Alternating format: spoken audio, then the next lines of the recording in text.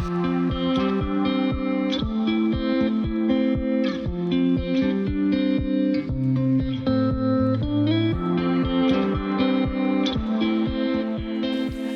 my friends, welcome back to my channel, or welcome if you are new here.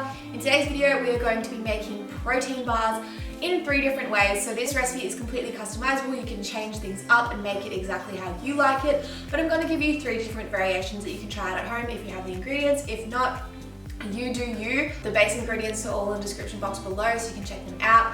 I really hope you enjoyed this recipe, and I'll see you guys on the other side. Bye! So one of the 3 base ingredients are dates. I'm using around 200 grams of dates here that I've just let soak in some boiling water for about 5 to 10 minutes so they're nice and soft. And then I just took the pits out, put it in my blender with some protein powder, some flax meal and some water. So that is the base done.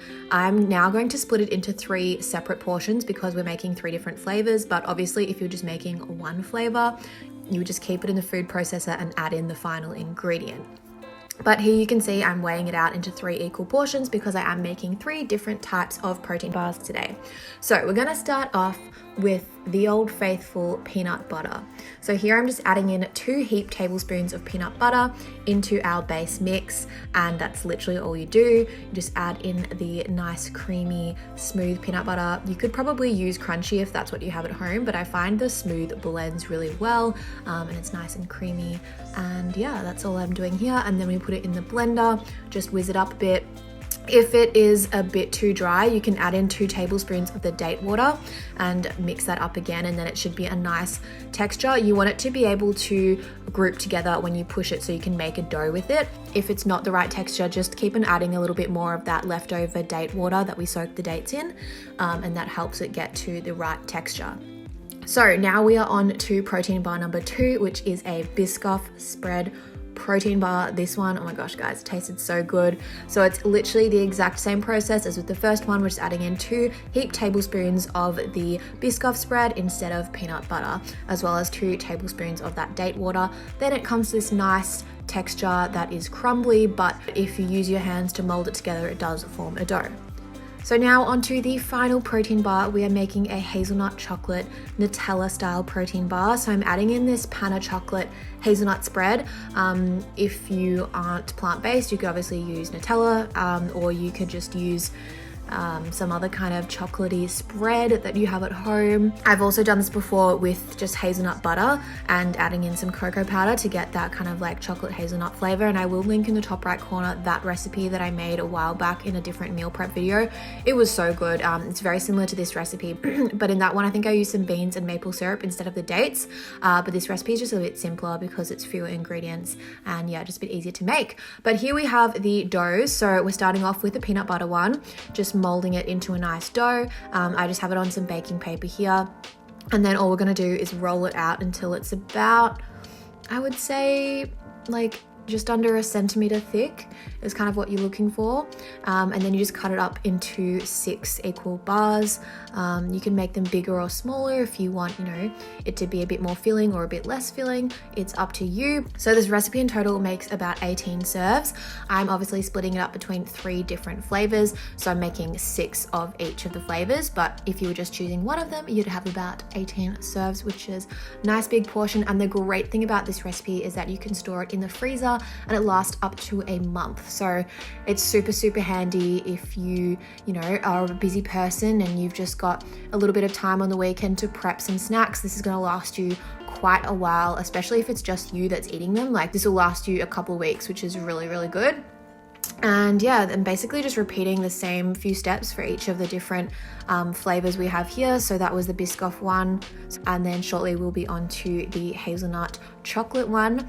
And yeah, basically the same process. I'll speed through this, you know, just rolling it out until it's like a nice 1 centimeter thick-ish, and then cutting it into 6 equal bars. They obviously don't have to be perfect. Mine definitely weren't perfect, but it's all about just, you know, giving it a go. And if you've got a bit of cut-offs at the end, you can either munch on them while you're cooking, or you can try and make them into like a small little one on the side. But yeah, that is all for that step. And now for the fun part, which is the drizzle. So you can use whatever you want to drizzle on top, but I decided to heat up some dark chocolate as my drizzle for the peanut butter one and for the hazelnut one. So this is just about 90 grams of dark chocolate that I've heated up in the microwave for a minute, and I'm adding in a tablespoon of protein powder to that, just to, you know, add in a little bit more protein powder to the mix. And I just stirred that up nice and well. And then this is what it looks like once it's all stirred through, nice and thick and creamy and still really easy to drizzle. So I'm just drizzling that over the peanut butter protein bars. And then what I'm going to do with the hazelnut ones, I actually decided to cover the full bar because I had quite a bit of chocolate left over. So I was like, why not make it really just like a chocolate bar, fully cover the thing in chocolate. I would recommend that after you fully cover it with chocolate, you put it on a sheet of baking paper, because I forgot to do that this time, and that meant that they kind of got stuck to my wire rack. But if you do watch my last video when I made a very similar type of protein bar, I did put it on baking paper then, and then it was really, really easy to get off the baking paper, obviously, because it doesn't stick to it. So highly recommend putting onto baking paper if you are covering the whole thing in chocolate. If you're just doing the drizzle, it's fine because it doesn't really stick. But yeah, if you're doing the full cover in chocolate, definitely use some baking paper before you put it in the fridge or the freezer. And now we're onto the Biscoff one. So all I've done is just heat up about a teaspoon of Biscoff in the microwave, and then it's really easy to drizzle on top of the protein bars. And then this is what they look like before they go into the fridge. I mean, how delicious do these look? They honestly look so good, and they taste even better than they look. They're amazing. So now I'm just putting them in the fridge for about 30 minutes to an hour to let that topping set. And then later on, once it's all set, you can transfer it into some Tupperware to put into the freezer, or you can store it in the fridge. You know, if you're going to be eating them up in like a few days, it's totally fine to keep them in the fridge. But because I wanted them to last a bit longer, I'm storing them in the freezer. And they actually taste pretty nice straight out of the freezer because it has the dates in there. It doesn't go, you know, hard or frosty like ice cream does. It actually keeps that nice soft texture in the middle because of those dates in there. So it does go really well in the freezer, especially if you like cold things, or, you know, if you're going to be on the go and you don't want it to like melt kind of too quickly in your bag or whatever. Like, it's really good to have it straight from the freezer. But yeah, this is what they look like after they've been frozen for about a day. So this footage is from the following day, and they honestly are just so incredibly delicious. My boyfriend tried them and he loves them too, so they've got a tick of approval from omnivores as well. So I'm sure your whole family would love these if you made them, or if you were taking them to some kind of gathering. They're super high in protein, very minimal ingredients, very easy to make, and I really hope you guys try this recipe because it is a winner. Alright guys, I wanted to give you a quick little taste test of each of the different protein bars and let you know which one is my favorite. Obviously it's completely customizable, you can add in whatever kind of flavor you want, but we're going to give these all a go. I'm honestly the most excited for the Biscoff one, so we're going to try that one first. Let's see how it is. I've also got my coffee here, a little palate cleanser. Alright, let's give it a go.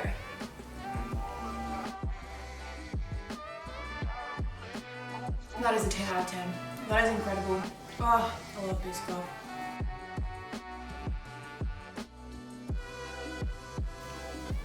Okay, we will give the other ones a go, although that one was so incredible I literally just want to eat that, but let's give the hazelnut chocolate one a go.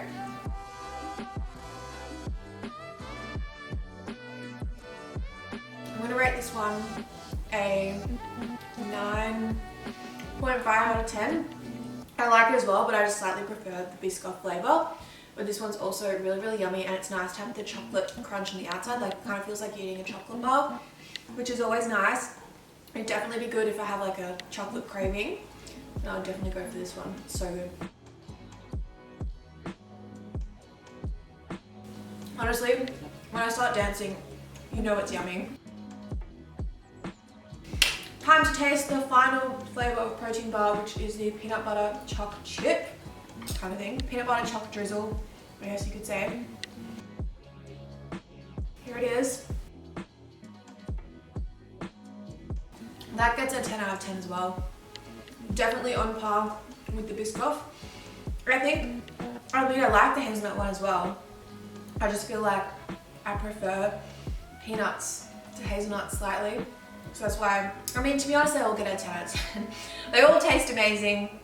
They're all a great snack. It's all, like, I love how you can store them in the freezer. Like, I just grabbed these out of the freezer 10 minutes ago. It's so great to be able to just grab one out of the freezer when you need it.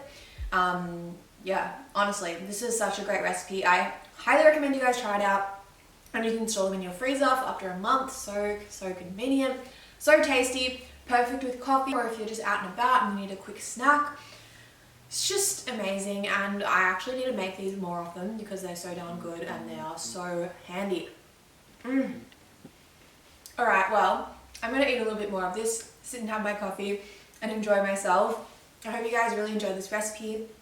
If you did, please let me know in the comments down below which flavour you're going to try out, or if you have another flavour that you want me to make, or you're just going to try it out yourself and see how it goes, let me know. If you do try out these protein bars, I would love it if you could tag me over on Instagram. I'm just at Saska Lily.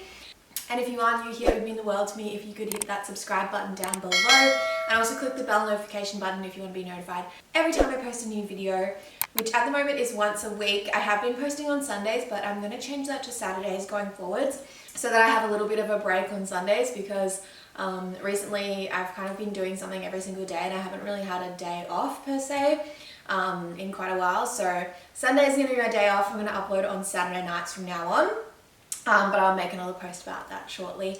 I hope you guys are safe and well, and I'll see you in my next video. Bye!